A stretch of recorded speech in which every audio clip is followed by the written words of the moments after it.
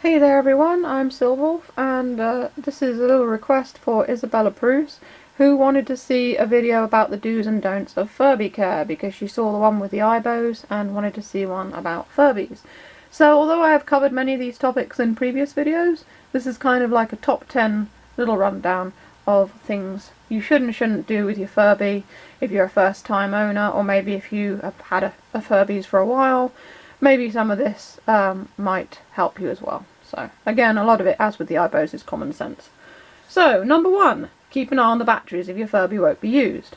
So batteries can leak or blow inside the Furby, so if you're not going to play with it for a while, just take out the batteries, just to ensure that nothing happens within the Furby's battery compartment.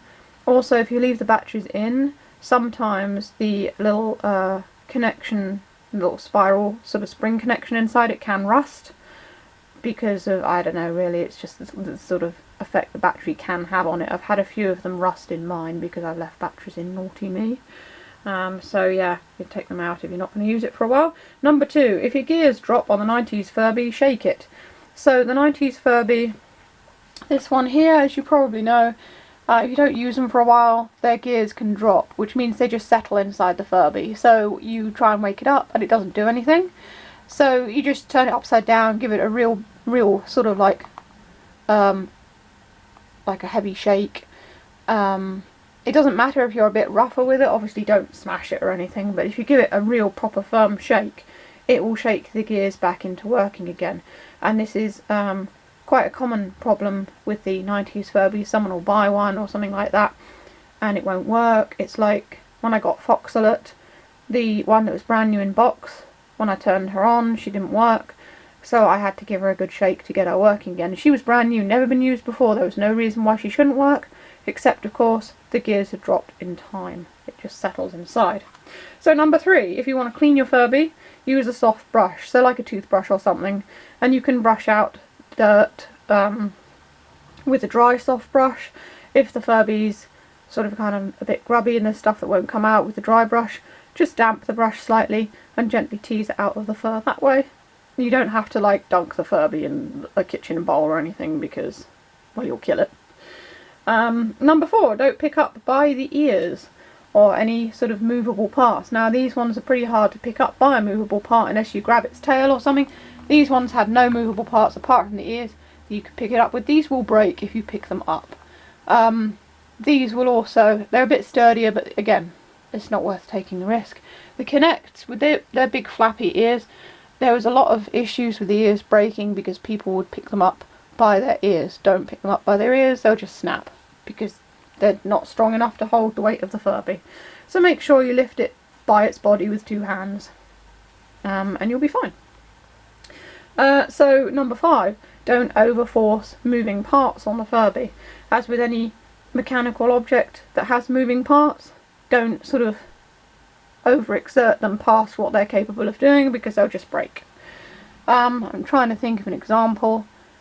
I suppose it would be maybe pressing down too hard on its tongue or something like that when you feed it. Pulling its tail too hard, you know, you could break it. Maybe pushing that too hard, snapping it or something like that. Just be gentle with them. Number 6, if the Furby's batteries are low, replace them promptly, because when the batteries are low,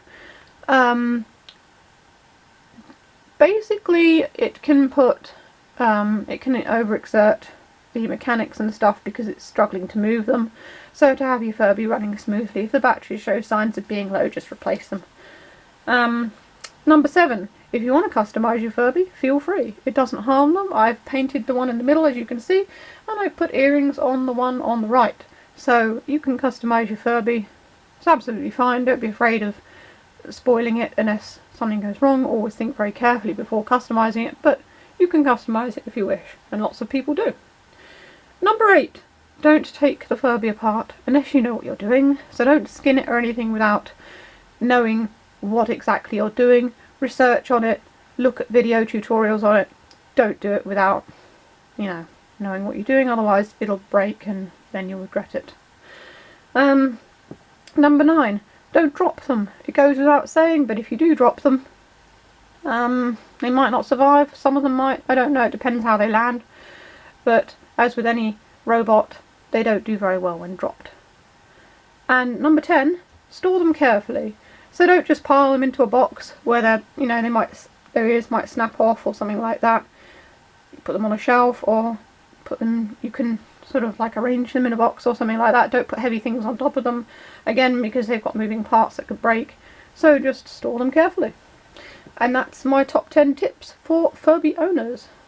I'm sure you can think of more, that's just a few. I mean, I can think of more, I think, if I actually put my head to it, but that's just 10 of them. Anyway, if you want to see more Furby videos, feel free to click either the boxes below. If you want to buy me a coffee on Ko-fi or check out my Furby merchandise, links are in the description. And that's all for this video. Stay safe, stay healthy, and keep being awesome. This is Silverwolf signing off.